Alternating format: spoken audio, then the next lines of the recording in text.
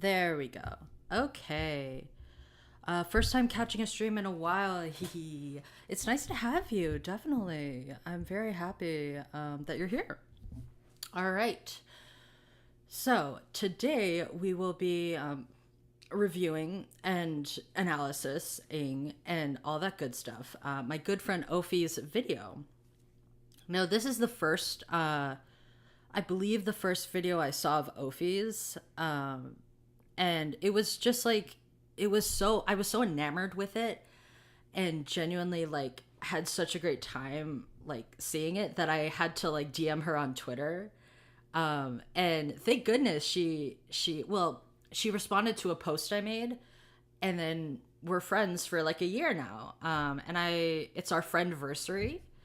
So I did want to celebrate that. One moment. Sorry. I'm just going to DM them real quick.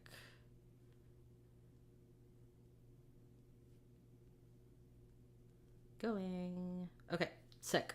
So, right now, let's start the video. 1 second. Hi, my name is Ophi. YouTube videos. Okay. I'm a That is a little bit loud. lesbian and a Hi, feminist, and I Ophi. make conversational commentary videos about both of those things. Let me This know. video actually was meant to be my first. This is my one first ever, time if that gives you some level of idea about doing just that, how much but I care about this hi. story. Okay. However, once I started actually making videos, I realized I wanted to do this story justice, which meant I wanted to learn. Friendversary. I love that word. I'm gonna use it more oftenly now, thanks to you. Thank you. Yeah, I love that word. Our friendship is very special to me. Can't hear me. Oh, 1 second. You can't hear. Learn how to make better videos. Is that better? First. So I spent about 10 months I think doing that's that. better. This is why this video, which I was referring to You in can't last hear September and October as a World AIDS Day project, is now coming out in June. Not just in June during Pride Month, though, but in June on the day of the previews for a Broadway stage musical that is being mounted about the scam artist that I have been researching for the last 10 months. It's better. Okay, good. This Not musical- hearing you or the vid. Huh, that's weird. That's odd. Can anyone else hear me? That's weird. Maybe you're just muted. You could be muted, Ophi. Are you muted? That's odd. 1 second. Did you copyright strike me or something? That'd be funny. Here, just some technical difficulties, gang. Oh my. Ophi, you can't do this to me. IDK, how I did that. That's funny. You were muted. Okay. Let's get on with the video. XOXO. Will be called Angel of Arkansas. It is currently in its second round of. It's so funny, like, how she's called the Angel of Arkansas, because, like, if anything, like, when you get through the video, she's, like, kind of like a fallen angel to me. Like, she fell from grace in my mind. I'm so wee. It's okay. So it's kind of like fitting. Hi, name. How you doing? We're just reacting to my friend's video, Okie dokie. And by the way, I will say this is from like a year ago, so her mic has gotten better because I gave her a new one. not to flex. But yeah, just to let you guys know, that is a very previews, and it apparently will be coming out next year and severely threatens. Did it ever come out? Chat? I wonder. In my opinion, to enter Ruth Coker Burks from being kind of a known thing in the back of a lot of gay people's heads into potentially becoming. What a face you paused on. I'm so sorry. I feel like that's gonna be an issue of like me accidentally pausing on a funny face. It's great. It's great. It's awesome. You look great. Mike, who's Mike? one second. I think I missed that part. And severely threatens, in my opinion, to enter Ruth Coker Burks from being kind of a known thing in the back of a lot of gay people's heads into potentially becoming some kind of gay household name, which is kind of the nightmare route for this scenario. I can't believe I got an ad during the stream. Disgrace, especially on this stream. I am so sorry. I did not. It's automatic. I haven't seen a thing about the musical this year. Oh, interesting. Maybe it was your video. Maybe it convinced them. But I'm sorry about the ad. I might not run ads next time, just because like I don't really get money from the stream anyways. So, and it's just annoying. I'll probably suspend that actually. Delay ads. Wait, delay ads for like 10 minutes. Okay. But, yeah. I don't believe Ruth Coker Burks deserves any more notoriety than she It's okay, no has, need to worry. unless Okay. that notoriety is for being a grifter. Yeah. I go a lot further. I feel like she's a good example of like a leftist grifter. Like people talk all the time about how easy it is to be a person on the right to grift, but I feel like leftist grifting definitely is a thing. And there's some people who don't really realize that. It's just like, I mean, one example is Ruth and like how she just was a parasite. And you'll see it later. I haven't seen this video in a very long time, so bear with me. Into that in this video, as well as provide more context for the article that I am about to quote from. But one other thing that has changed between September, when I began to work on this project, and now is unfortunately that one of the people who was quoted in a Today article, which I will be giving you more context for later down the line, has passed away. Damon Jones was among the first people in the state of Arkansas to be diagnosed with HIV in the 1980s. And he was also one of the first people to speak out against the subject of this video. He probably gets her for years. Tim, I love Tim. He's great in this video. Just genuinely such like a great research, like a great resource. He seems like such a great guy, genuinely. I have a parasocial relationship with Tim Looper. No, I don't actually. I don't. I promise. That would be so weird. But yeah. Leftist grifting usually happens because those people care more about marketing than people. I agree. I feel like it's a lot of clout because with grifting on the right, it's more about money, in my opinion, than like, I guess it's about clout. I'm not on the right, so I would not know. So maybe I'm talking out of my ass. But I feel like with leftist grifting, it's about clout a lot of the times, about clout in this like niche community where you feel like special, I guess. And money, of course, like any grift. But yeah. Or anybody did back in the 80s and 90s. He didn't make it any qualms about it. He hated her. He hated her. Absolutely. Because of trying to take the glory. And he didn't want the glory. He didn't want the glory. Or they wouldn't be doing it in a basement. Man, this is so cool. Like, I know, like, I don't know, like, giving these people a voice, I just found that to be so wonderful. And I know I'm, like, glazing Ophi in this one, but, like, genuinely, this is the first video, like, introduction to her that I got. And I feel like it's a really good one. Like, genuinely. Because the Tim Looper and his, like, activism is so important. And I find, like, I have similar feelings about Rupert Raj that I do about Tim Looper, about like admiration. I admire him from a distance, you know what I mean? And like, it's just so cool that he got a platform with Ophi. And yeah. In someone's home, quietly, taking care of HIV people, food pantry. And when I think of history, I love Tim so much. Yeah, he seems like a great guy. All the way around of the community and the significant part that he played in this, He's probably the main character in the book. When, Leftist grifters usually switch sides when it benefits them. I agree. I agree, because there's a lot of like identity grifters, and I'm gonna speak for the I'm gonna speak for the trans community, because like we do have a few grifters and they get like so much publicity, really, and like, okay, I'm gonna bring it up again, like Buck Angel. Take Buck Angel. He is a grifter in my opinion, and the way he doesn't have like morals or like stick to his guns at all, even if they're like terrible and subjective. Exactly, because when they're economically stable, they could do whatever they want. I agree.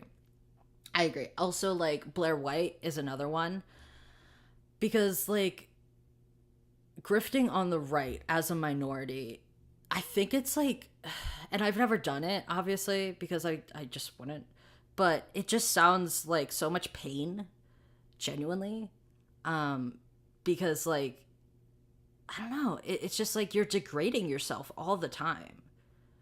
I get mad at that, but you know. and not even mentioned in any way, if that makes sense. The real character of the story was not written in, And he didn't get a book deal. and he Yeah. didn't get a book deal. And you know what? He didn't want one. He fought that whole book idea the whole time. He hated the idea of it because he knew, he knew the absolute truth. I knew. He was my best friend. Mike was running the clinic then, and I, when you're there, you're there, Mhm. and when you're not, you're not. Damon Jones fought against HIV as well as multiple forms of cancer for decades, and he also, for more than 20 years, provided service through the Tuggle Shelby Clinic, an HIV clinic that Ruth Kokerbergs conveniently pretends does not exist in her tellings of Hot Springs, Arkansas. And in that It's the like erasure of work that it's just like so infuriating, um because like taking all the credit, it's just like it's an unbelievable story. First of all, money slash clout is their politics, that's true. It's just like an unbelievable story, really, that like one person saved all of these people and like did it all by herself, X, Y, and Z. And no, I don't know much about the history, but HIV and AIDS like activism is, and they're still there. They're still there. HIV and activism is like, in general, like such a community based like effort, and she just wants the credit from forever ago, even though she stopped decades ago. Meanwhile, they're still doing shit. Yeah, absolutely. This is actually really fun. Like I didn't expect to like this, because I like reviewers, but I didn't expect to like doing it. Today article, he is quoted very clearly not as looking to be the recipient of any of the kind of credit that Ruth receives. Instead, he says, "It's not my story. It's a story of Hot Springs," he said. "The nuns, the Pentecostal ladies that fed us, took care of us. That's the story that's being missed. It's not my story. I'm a nobody.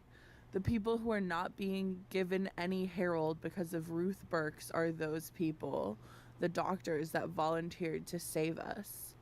But my town is not this fucking dump hole she's trying to make it look like," he said. "Without my town, I would have died."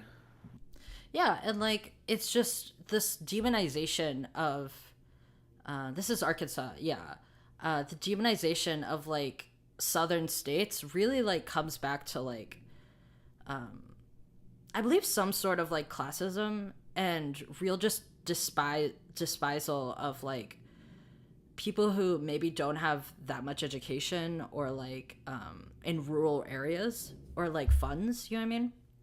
And like maybe that's a stretch, maybe that's a reach, but I do think that there's something like to be said about like people hating these towns even when they never met a person from there, And like there are a lot of minorities here. I'm gonna delete ads again. Delete ads. There are a lot of minorities in those spaces. You know what I mean? And like I said, I just the whole finalization and everything falling in place with his transitioning and opening up all that mixed emotions of am I mad? Am I, because that's the one thing that she did say when I talked to her in that cemetery that day. She actually came right out and said, "You talking about Damon Jones? You mean that SOB ain't dead yet?" Oh my god, that's fucked up. I'll never forget that. I'll never forget that. Oh my god, I haven't like seen this video in forever. That was an honest to god reaction. That, wow, he isn't dead yet, dude. That's so fucked up. Okay, that like okay. He was alive. I gotta move on, or else I'm gonna get too mad. I'm just gonna start yelling. This was right. This was in 2019 when she said that. Mm-hmm. You mean 2019? Jesus Christ! How can you be in 2019?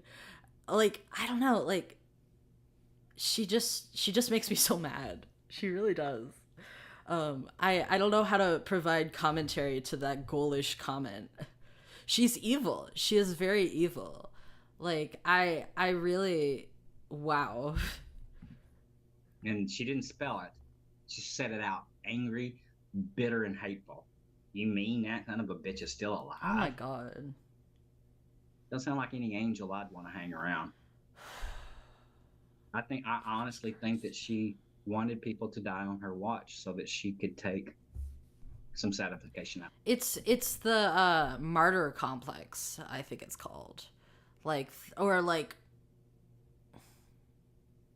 she has this thing where it's just like she wants to save people, but it's twisted in this way where it suits her. And she kind of like takes the trauma of these people and like for her own gain, and I just can't fathom that. I really can't. Out of that. Because she was not doing anything to protect them, so she had to protect herself. Damon Jones had everything that we needed, even though it was short and not sweet. He had everything that we needed to kind of confirm what we already knew. The way she got a book deal and didn't like give the money back to Hot Springs, just like it's just the cherry on top, you know what I mean? I think she didn't. I'm pretty sure. Excuse me. And for that, I'm grateful. Though we heard wonderful things about Damon. You're looking great, Ophi. Love the makeup. As someone who was raised both in a rural village and in the suburbs, the amount of classism I hear from people raised in towns is awful, especially for someone who isn't from the U.S. themselves. Yeah, that's very fair. Like, the U.S. has like a particular kind of like classism. It's just because she kept the book deal money and the GoFundMe money. Oh yeah, the GoFundMe. I forgot about that. But the U.S. has a particular kind of like sometimes arrogance towards other countries, especially from politicians. But that's another. Thank you. I did rainbow eyeshadow looks the whole time. That's cute. I love Damon that. Jones from both Tim Looper and Mike Melanchon, who I will get to introduce you to later in this video. We are 6 minutes in, and we have commented 20 minutes. That's crazy. I don't know how other reviewers just like not talk. Like, it's very fun to like add to the conversation, you know what I mean? My friend Kit and I did not have a chance to speak directly to Damon Jones for this project. I always hoped that he might see this after we uploaded it and like what we had done, like the way that we let what he said about how Hot Springs really was inform the way that we made this video. Unfortunately, now I don't ever get to know if that would have been the case. I hope that it is. I hope that we have put together something that he would have appreciated and that he would have thought did a good job of laying out what he said in that article. But I wanted to dedicate this video to him, and I wanted to do that That's not fair. just by putting fair. his name and his date of birth and the day of his passing on the beginning of the video. I wanted to do it by giving him a chance to tell you his version of events before I even present you a version of it that Ruth tries to profit off of. That's really good in my opinion. Like, before even, I like the word groundwork you're doing, Ophi, because it's like before you even like talk about Ruth, you're speaking about the men that she profited off of. And I feel like a worse video essayist or worse YouTuber, sorry. Honestly, I find this to be video essay material. But on the other hand, I don't know if you claim that. But like, I think on the whole, like, just introduce a worse video essayist. It pisses me off when the low class tries to act like snobs to the lower class. That's fair. But I think a worse YouTuber would have been like right in talking about the sensationalized, like, what Ruth did wrong. And I really like how you kind of held off on it a little bit. I feel like that was a very good decision because it gives back like agency to the people who were wronged, first and foremost, rather than burying the lead. You know what I mean? So this is Damon Jones's experience with Ruth Coker Burks, who he says to Today attempted to get close to him and his partner upon learning that they were both HIV positive. What really got me riled up was how she does it, he said. She said, well, you know, I can bury you too when you die. Well, Ruth, I have no intention of dying right now. That's and crazy. even if I do. Thank you. Yes, I wanted to make sure it was centering on the right people. I think that was a good idea. I definitely do. I think that was a good instinct. Yeah, like, she's just wishing for these people to die. And it's just ghoulish. She thinks she's like an actual angel. Like, dude, she, like, this is serial killer talk. Am I the only one who thinks that? Like, but yeah. I have a family cemetery. They won't let you in, you know that. Oh, that's crazy. She's so fucking crazy, dude. I hate, sorry, I shouldn't say crazy. She's evil. She is very evil. I don't think mental health has anything to do with whatever the fuck is going on here. Oh, yes, they will. We discussed this already. She tried to use fear to make herself look like she was somebody that was going to help. This video is dedicated to Damon Jones, who was telling the truth when he told Ruth he had no intention of dying anytime soon. This video is dedicated to the gay community in Hot Springs, Arkansas, and it is dedicated to Timothy Edward Gentry and Jimmy Gleason Kelly, whose grave marker Ruth Coker Burks left to rot even after she received $75,000 from a GoFundMe for a memorial for the AIDS victims buried in Files Cemetery. And though I was able to confirm far fewer names than I would have liked, this video is dedicated to everybody else who passed away during the AIDS crisis and had to suffer the double indignity of not only having a senseless death, but of having that death later be lumped into an ever-increasing number presented by a con artist. Their losses were already such a tragedy, and it is an injustice to allow Ruth Coker Burks to make herself famous and beloved on the backs of them. I won't let that happen. Yeah. I hope you won't either. I hope that you'll tell anybody who tells you that they heard about this new AIDS crisis musical that it is actually about a colossal grifter. I have Like, links. why a musical? I mean, I understand, like, Angels in America, I think was a musical. Delay ads. But, like, I understand you can make, like, musicals out of anything. But I also feel like centering her as the main character would be a really bad idea. Like, in my personal opinion. In the description that you can send to prove that. It doesn't even have to be this video, although it can be, and hi, if that's how you found me. So who did the most damage to the community, HIV or her? I say that from the bottom of my heart. That's not anger. That's, I look at it that way. I really, really look at it. It's just like years and years and years of seeing like, I don't want to speak for Tim. I don't want to seem for Tim Looper, but years and years and years of not like being acknowledged. I don't know. It just makes me so angry, and I'm so glad you did this because like it's not just an expose. It's like an honest to God memorial, in my opinion. That way now. So, with that dedication, update, and kind of obvious trigger warning that we will be talking about both the AIDS crisis and a woman's exploitation of that, I'm going to cut to my original introduction. And by original, I mean maybe the fourth one that I have written and filmed for this video. And we're going to talk about the myth of Ruth Coker Burks. I've always loved learning about ACT UP and other protest organizations, but this video is not really about protest organization. It is about kinds of organization that help during massive scale loss of life, such as the AIDS crisis, about organizations that help with the day-to-day survival of gay and queer people and people who are affected by HIV. But in this video, we're being a little bit less protest focused and a bit more... Okay, like I said, I've been working on this video since like September, and I still don't really know how to translate this from my like big, of course I understand what Pride Month is about speech. Because I understand what Pride Month is about. I assume you watching this also understand what Pride Month is about. Yeah, and like this was a year ago before Trump came in office.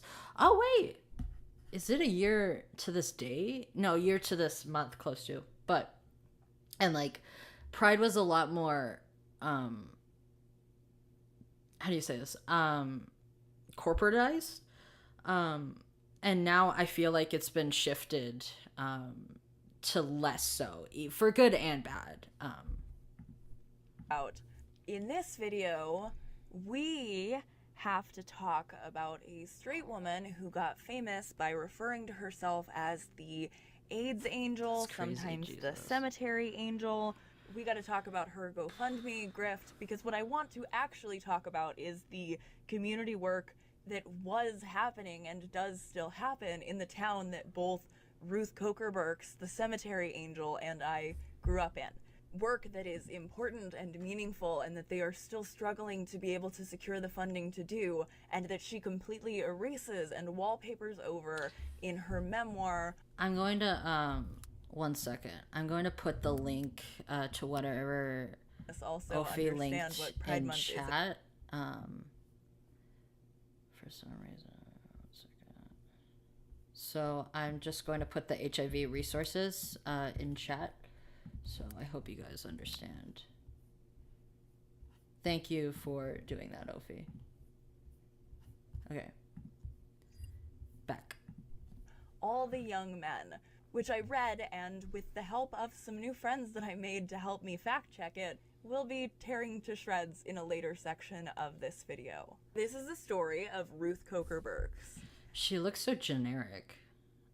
Like, I don't know how else to say it. I don't like her. And I'm not gonna insult her looks. She just looks like kind of a Sims NPC. And of all the young men A little hidden bit. in the shadow of the cemetery angel. Ooh. I okay. personally first became aware of Ruth due to some incredibly flattering coverage of her that originated in the Arkansas Times. And by incredibly flattering, I mean... It's hard to convince people these days. Oh that my god, one trash! Oh my god, I love trash. We love trash. only person can Discourse, trash discourse, not actual trash. just the vast stone wheel of apathy. The truth, though, is the same as it ever was. So hyper-religious people think AIDS are good / angelic, but COVID is demonic / fake. Yeah, basically. I think because they really hate gay people. That sounds so simple, but like I think it's because COVID affected kind of everyone, and the conspiracy brain kind of took over after that. But yeah, Was. One pair of willing hands might inspire thousands or millions to push. That's the way the world has changed, hand by hand. One person We who love found trash the courage discourse. to I love push the trash wheel discourse. is Ruth Coker Burks. Like If anyone wants to link Trash's channel in the chat, you can. lots of stuff like that the whole way through. That article then got picked up and run in syndication in other publications, including gay-specific ones, which is how a lot of other people found it and how it then kind of got internet virality rather than just being a story in an Arkansas newspaper. Again, I don't remember exactly when I had first seen this article about Ruth. Yeah, like it's bad enough if when like it's news for straight people, but when your own community is like uplifting this person who is very much a scammer, it sucks. It really does. But I do remember that it was long after I had left Arkansas, and just seeing the state mentioned in the same headline as something that clearly had to do with like gay history and the AIDS crisis was sort of exciting and unexpected to me. Like even before I clicked in. Hating gay people is more than conspiracy. I feel like AIDS was angelic because like it specifically targeted people they hate, and COVID had targeted people like their family members and stuff like that. Yeah, I feel like that's my narrative. And saw that it was specifically the town that I had lived in, I was like, wow, I kind of didn't know there was gay history in Arkansas. And that's like an embarrassing thing to admit to now that I've done the level of research that I have. But I just didn't know. I was very homeschooled and sheltered. So to me, it was like surprising that there was any kind of, you know, story about a gay person who had been in Arkansas at all, even told through this lens of, you know, the heroine is this straight white woman. And the thing about the story that Ruth tells is that it is in equal parts really devastating and very, very easily believable. So Ruth's story, her claim to being the AIDS or... I'm gonna go to the bathroom, but I will be right back. BRB.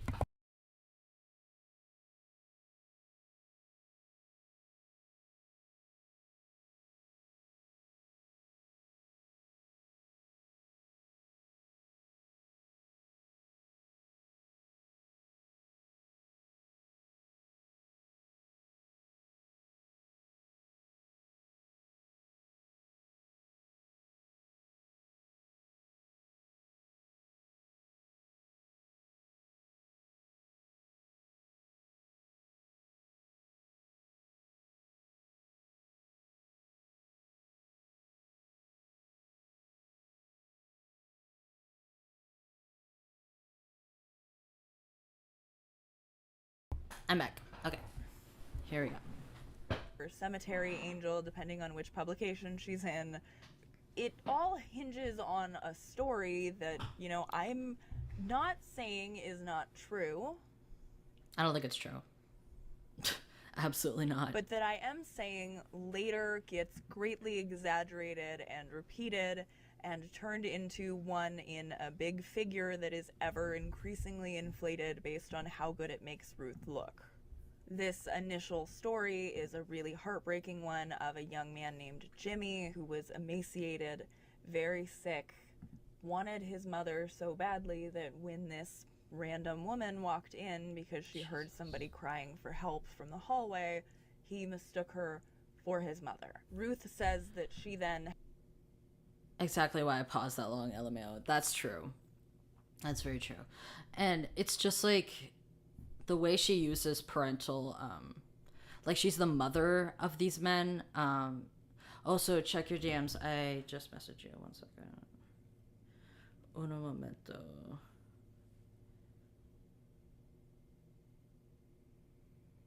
Hey, don't worry about it. Yeah, take your time. Don't worry about it. Have a good night. held his hand and said, I'm here, I'm here. She stroked his hair and sat with him until he passed away and let him, in his sick confusion, have that moment of relief, of thinking that it had been his mother there with him, even though the mother would not come when she was called because she had disowned her gay son. Ruth's story is that that disownment continued even after Jimmy had passed away. His mother would not claim his body, so she and her daughter... Like, I don't know. I feel like I feel like she just could have been a babysitter. If she actually wanted to be a mother and like be a caretaker, she could have like worked at a retirement home, get away from gay men first of all, because she is not helping in my opinion. Buried him themselves. And then, as I said, as the story continues to be applied to more and more people, that would be something that she would do with other men who knew that the end was coming to them, especially as pertains to their AIDS diagnosis. She would help them prepare for the end, and then she would bury them, and she had land on a cemetery that we also have to... It's also kind of like, sounds like a genuine story, but it sounds so infantilizing. Yeah, that's true. Get away from gay men, first of all. Ophi, go rest. But yeah, what was I about to say? I was about to say something.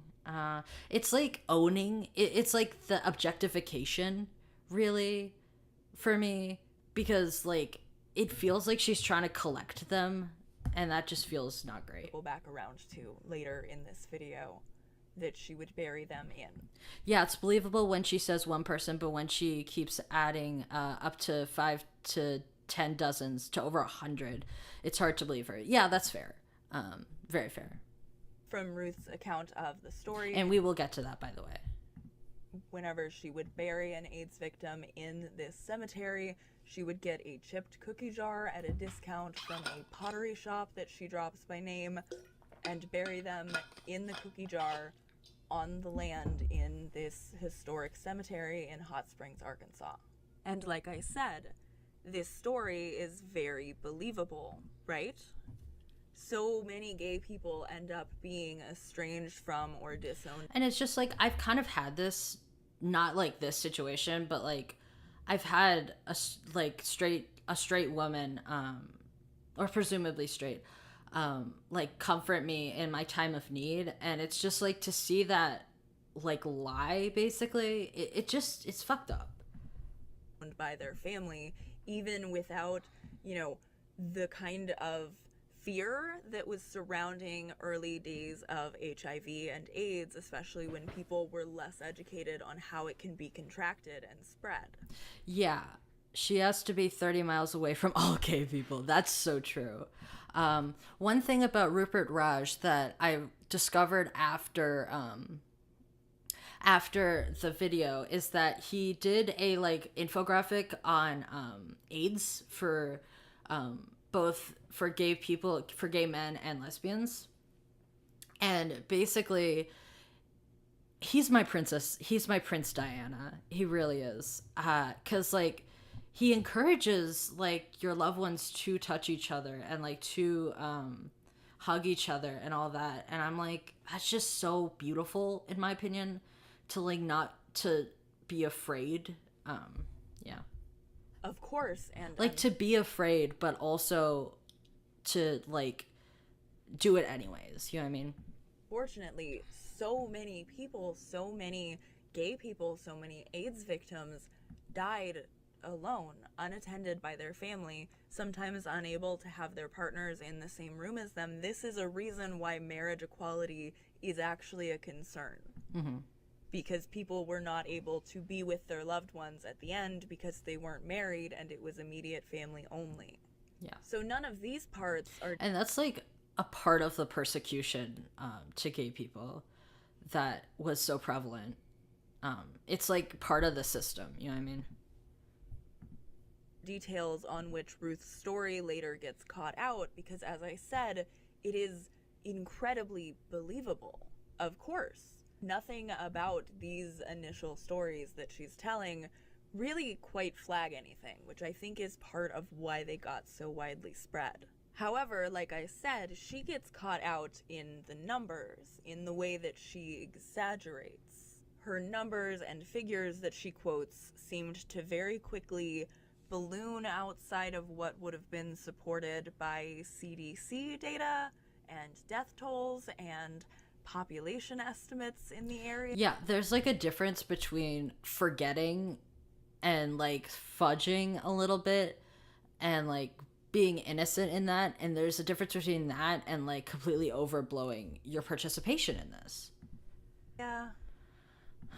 She I makes me feel like so I mad. need to say this before I get super deep into debunking a lot of the things that we will be going over in this video. If Ruth had told this story to the tune of one person or 3 people or 5-ish people, not only do I not think that anybody would have questioned her on it, I also think that it still would have been a really beautiful and meaningful and important thing for her to do.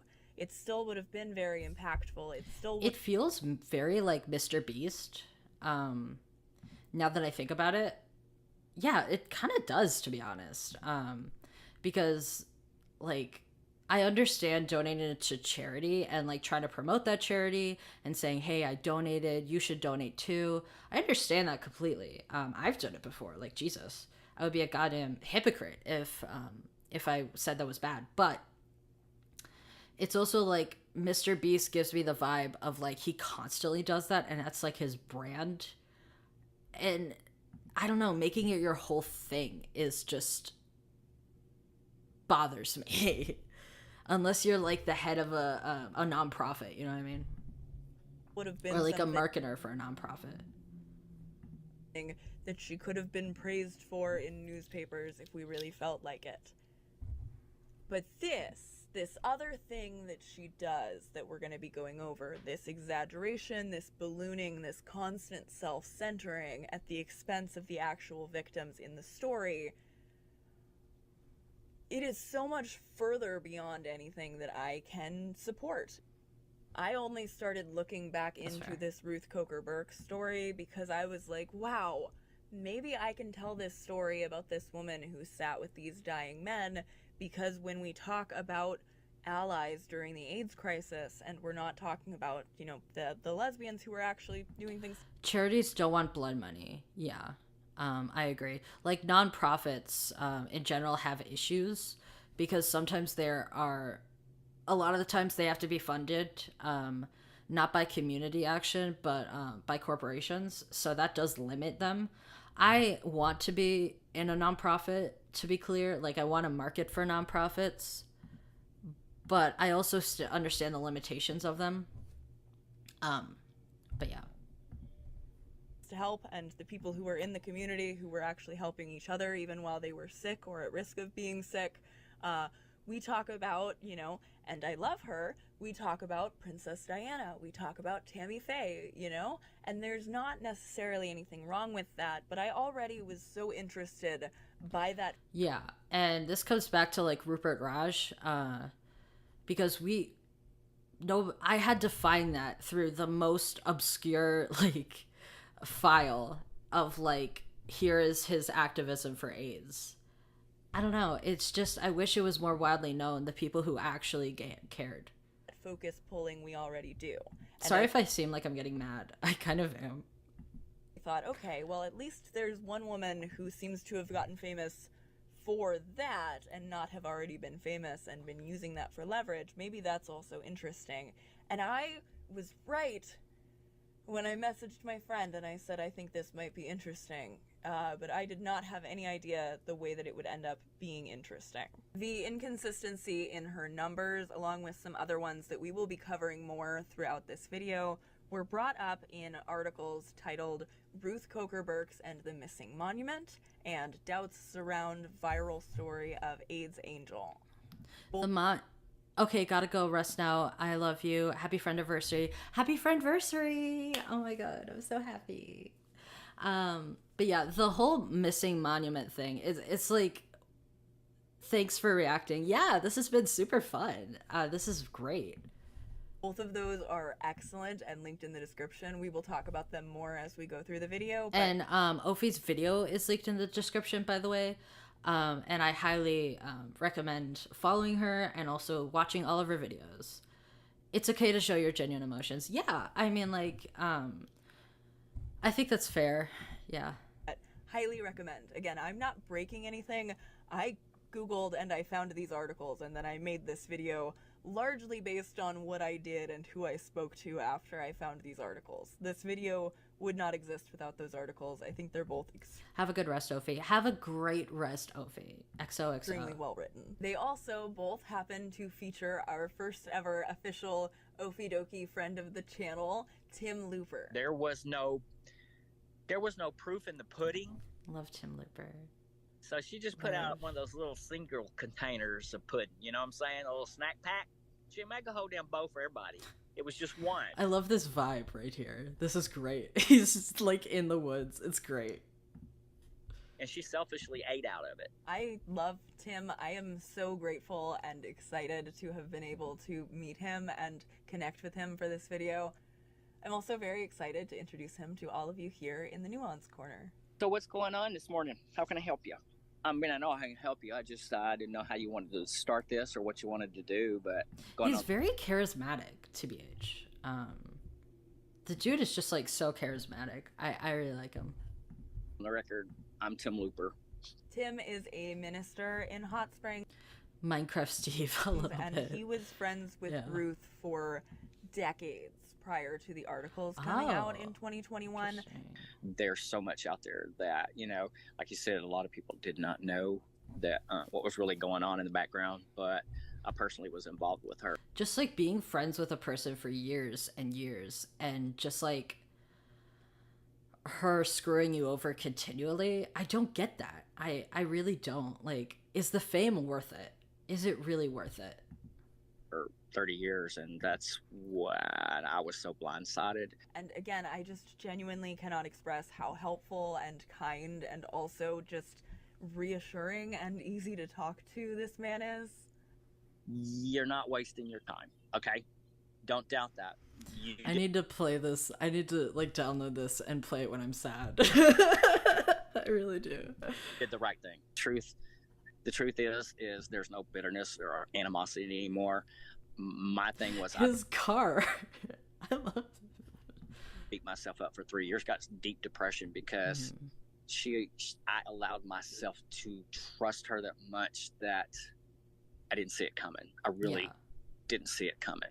At Arkansas, I feel like sometimes with gay people in the community, it's so like rare to come by a person like that is an actual ally and that is an accomplice and that did the work and X, Y, and Z. Like it's easy to come by like an ally who like is like, I love gay people, but it's harder to come by someone who genuinely does the work. And I feel like that's what a lot of people wanted from her and they didn't get it. A Times article that I mentioned earlier is by David Kuhn, and in it, in addition to that story of Jimmy that I told earlier, Tim is sunshine incarnate and just a grandpa giving you the most base lore all the way from the woods. That's real. The article states great. that Ruth buried over 36 men with her own hands. No, girl, you did not. No, girl. On her website, although I will allow the language here is vaguer, it says helped care for and not specifically buried. That number is more than 1,000 people. Girl, oh my god. I don't think I have met 1,000 people in my life. I think that's about it. Like, I don't think I've seen 1,000 people. I don't get out much. In that initial Cemetery Angel article, Ruth says she has a list of names upstairs. Plans for a monument. She's treating it like the fucking Epstein files. Like, I have them, but don't worry about it. Don't worry about it. Formed because of Ruth. Maybe that was a bad comparison. It's the lack of basic empathy, but I guess it's not so basic after all, yeah. In this puff piece about her and her identity as the Cemetery Angel, said she has a list of names and someday she would like to see a memorial be built. I tried as much as I could to entrench myself in the version of the lore that she provides. I listened to her appear on podcasts. I watched news clips where she had been interviewed about the cemetery. I watched a short film that was made about her by Rose McGowan that we absolutely need to discuss. And I took a lot of notes. I had a lot of questions, a lot of things that I felt like only Tim or other people who had been there could really kind of actually put to rest in terms of some of my thoughts and issues with things that were being put forward in the Ruth account of events. When I say I took notes for my conversation with Tim Looper, I love her. Yeah. It's That's so actually real. just, I have a lot of notes. I had a lot of questions. Because I think, and this is a reason why I'm being very intentional with the way that I am presenting Ruth's story, with the fact that I'm not Yeah, so far Ophi has been really light, which is interesting. I think it may be a legal allowing thing. her to I think it may be like a legal thing. give you a version of it that will make you feel emotional, because I know from experience how much this story tugs on the heartstrings. Because all of this boils into one great big misconception, which is that Aid's work in Arkansas is over with, that it had only ever hinged. Yeah, it's it's putting it in history when in reality it's ongoing. That's like a really big damaging part of this. Other than like obviously the human aspect of like fucking over so many people, but also like pretending like it's over, it's gonna lack of funding it's not gonna like help. Around Ruth Coker Burks' work of sitting with the dying and burying them after they had passed. That is sad and over with now, and isn't that nice? We can talk about how great it was that lady had an activist moment before she moved to Florida, and activist moments. seems to have stopped her AIDS advocacy work for many, many years before popping back up to self-proclaim as the cemetery angel. She basically disappeared out of the scene.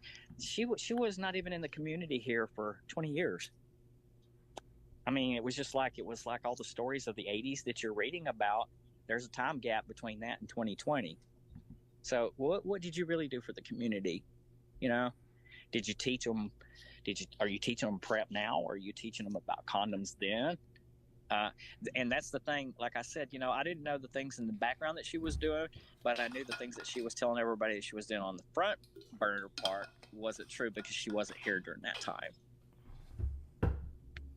And in fact, she never moved back to Hot Springs. She went straight to Northwest Arkansas when she came back to town. There's been 3 buildings to house pantries, the medicine, the labs, and the clinic for 34 years with them. And I can never think of one time that she was ever at any one of those events. It's like she's not even like a doctor or anything, and these articles literally treat her like she's a nurse, I think. Like, it's just like she took care of them. Okay, but how? Like, you know what I mean? Of testing,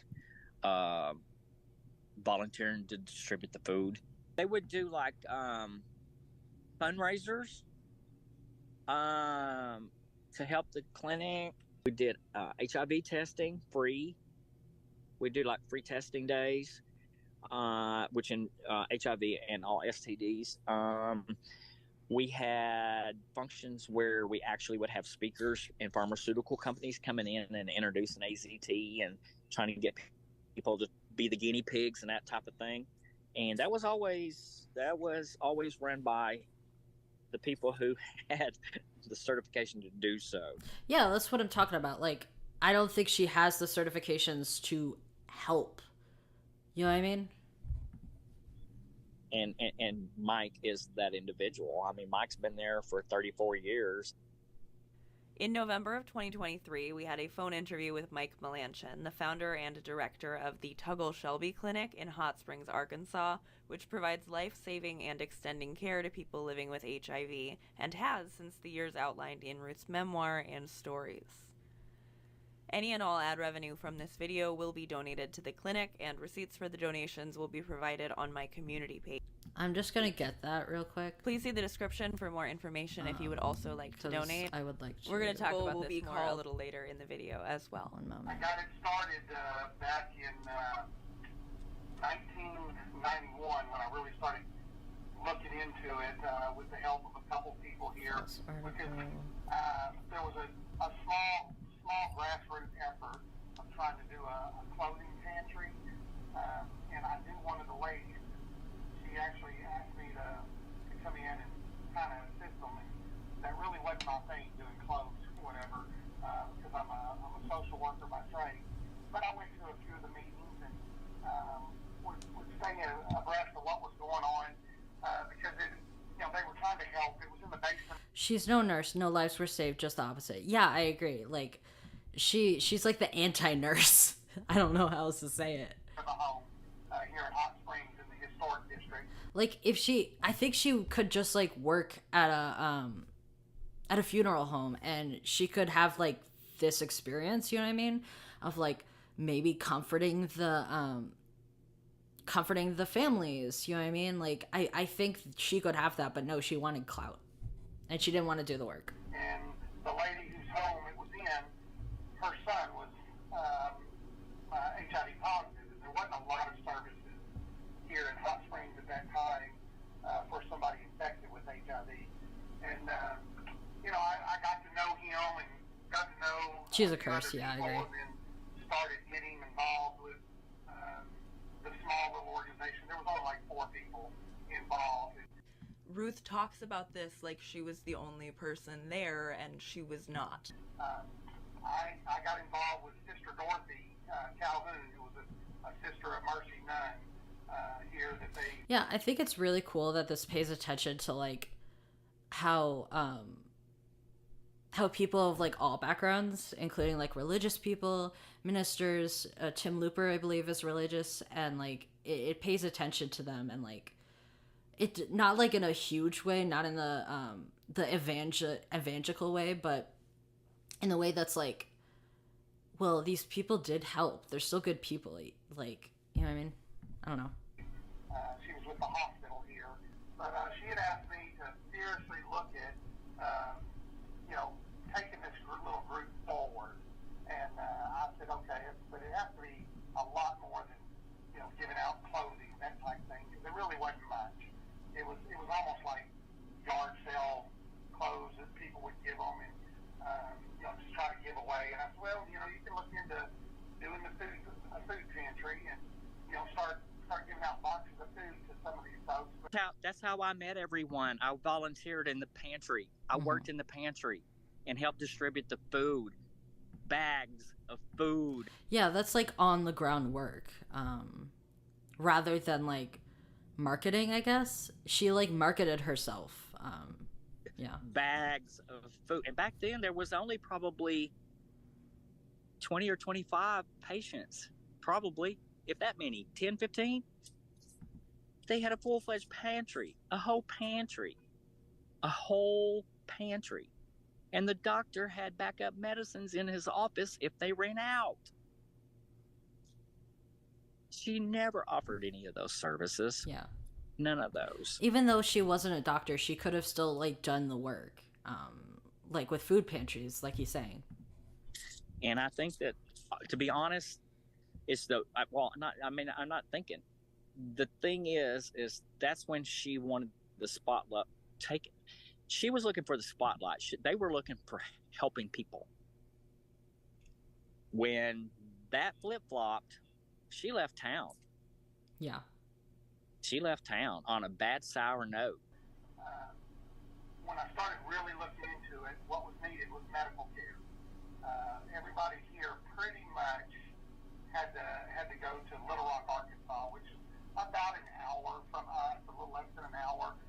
But the problem there was transportation. A lot of the folks that were infected did not have the means, and there's no public transportation. Yeah, and that goes back to the class analysis. Like, these people are in rural areas, and they don't, like, because it's a rural area, there's not, like, enough resources, basically.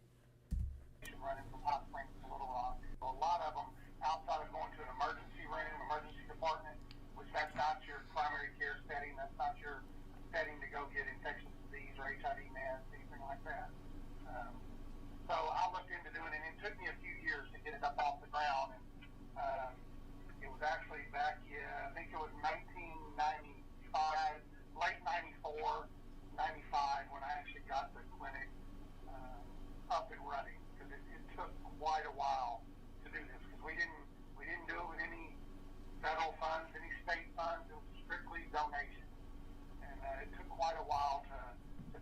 Yeah, and that's like what I was referring to earlier with the nonprofit industrial complex, um, because like a lot of the funding needs to come from the government. It's just how it works. Um, but yeah, Yes, but my biggest hurdle was partnering with a hospital here in town, which is our biggest hospital, which is now, it's called Mercy, St. Vincent. Um, it's a Catholic hospital, but back then it was St. Joseph's Regional Health Center.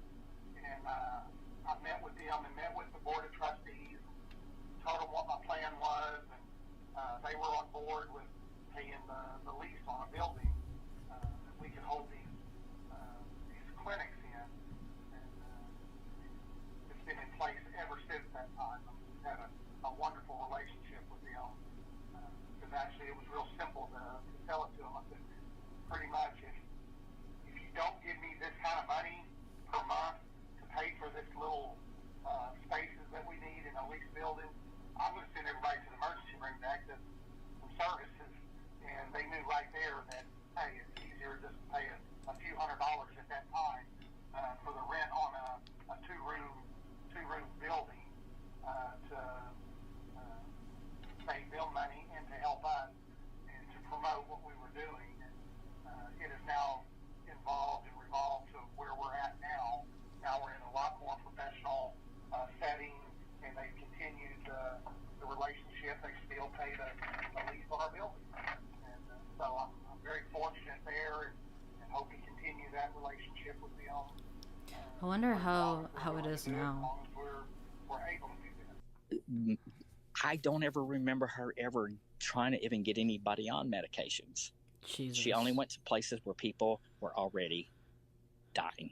The specific work that Ruth Coker Burks was doing, the work of sitting with somebody while they passed away, that was good and important and meaningful work. And it is thanks to medical advancements and thanks to the protesters who made those medical advancements happen in the first place that work is less necessary now.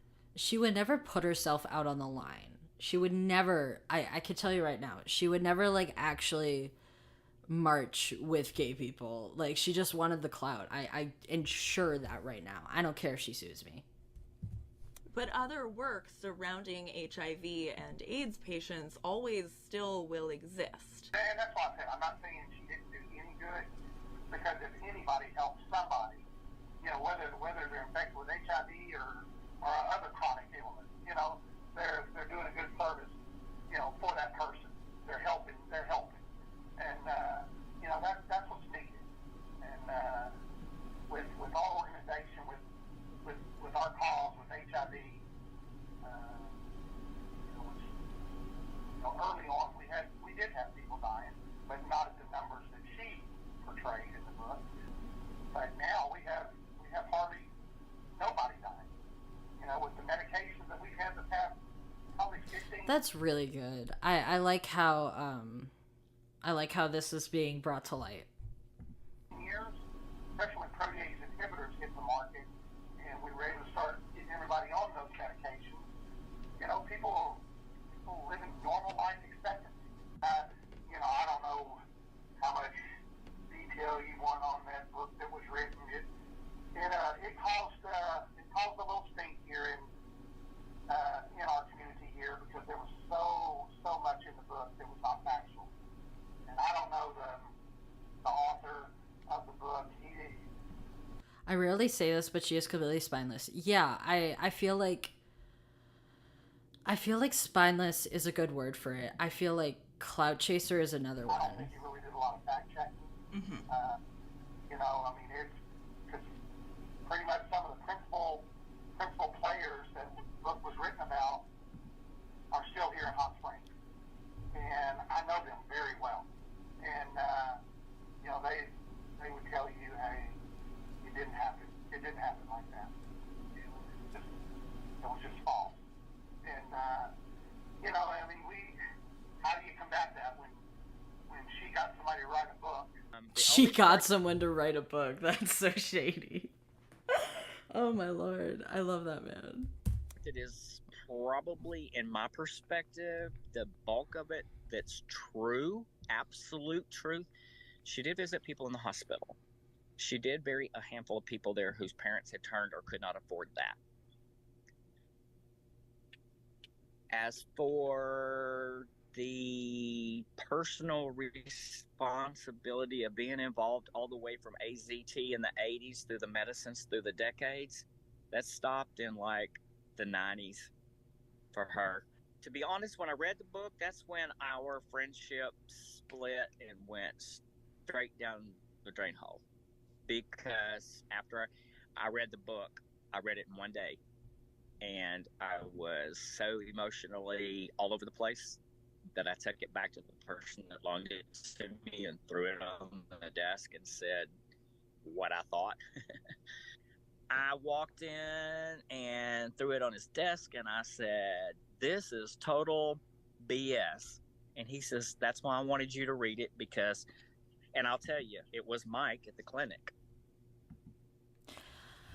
I think that's all I can do for now because I get so mad at this woman. But I do want to thank you guys for coming. I really do appreciate this. Was really fun. I really liked reacting to Ophi's video because it's a really good one, to be honest, and it's going to be in the description, by the way.